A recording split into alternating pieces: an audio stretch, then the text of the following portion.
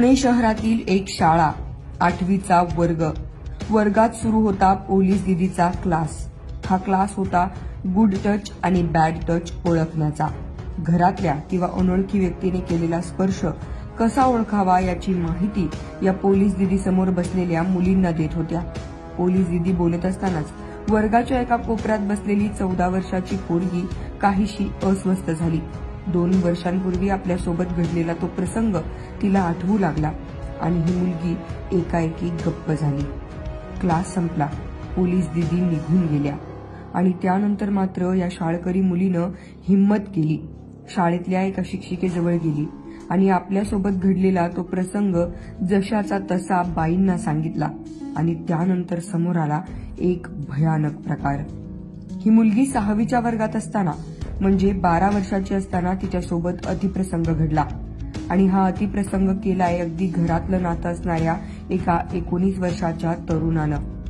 19 February 2021चा दिवस होता। त्या दिवशी घरात कोणीच नव्हतं आणि हीच संधी साधून या तरुणानं अवघ्या 12 वर्ष वय असणाऱ्या या शाळकरी मुलीच्या दंडात कसलं तरी इंजेक्शन टोचलं। ही मुलगी बेशुद्ध पडली आणि त्यानंतर त्याने तिच्यावर लैंगिक अत्याचार केले।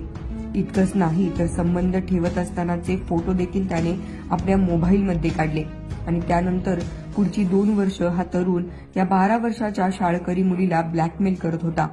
घडलेल्या घटनेविषयी कुणाला सांगितल्यास, मी बोलावले त्या ठिकाणी न आल्यास फोटो व्हायरल करण्याची धमकी देऊन तो तिच्यावर लैंगिक अत्याचार करत राहिला। बंडगार्डन पोलीस स्टेशन इथे 285 पब्लिक 24 भादवी कलम 376(2) FI 506 सह पोक्सो कलम 4 नुसार गुन्हा दाखल झालेला आहे। हिच्यातली विक्टीम जी आहे ती आता 14 वर्ष वयाची आहे आणि हिच्या बाबतीत 2 वर्षापूर्वी तिच्याच नातेवाईकाने चुलत भावाने हा प्रकार केल्याचा होता आणि तिचं म्हणणं आहे की त्या टाइमला मला इंजेक्शन देऊन माझ्या बाबतीत म्हणजे बळजबरी बलात्काराचा प्रकार झालेला आहे आणि हे सगळं करत असताना त्यांना माझे काही न्यूज फोटोही काढलेले होते की ज्याचा वापर तो मला नंतर धमकी देण्यासाठी पण केला त्याने। तर हा सगळा प्रकार 2 वर्षापूर्वी झालेला होता, पण आता ती मुलगी तक्रार द्यायला आली। त्याची काही कारणंही अशी आहेत की आता पुणे पोलीसकडून मोठ्या प्रमाणावरती गुड टच बॅड टचचा एक ड्राईव्ह ही राबवला जात आहे, म्हणजे बऱ्याच वर्षापासून।